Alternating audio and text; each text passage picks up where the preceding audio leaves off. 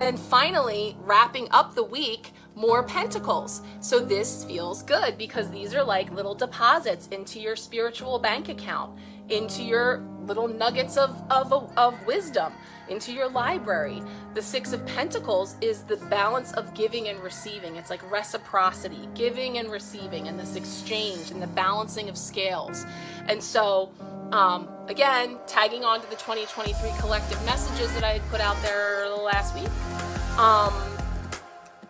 thinking about recalibrating those scales. I mentioned the self-care card decision. Sometimes no decision is the best decision. That message featured scales. And so really this card also refers to the scales in balance, finding that balance between. And so pentacles are energy. That's our commodity. That's, you know, whether it is physical, money, time, energy, whatever commodities, really being discerning about how we're spending that, you know, and coming into balancing those scales a bit. So I think there's a lot of that coming up for a lot of people too, in many different ways. But nonetheless, there's like this frequency of feeling into balancing those scales, looking again at the end of the day, what matters most to me is. So where am I putting my pentacles? What am I investing in?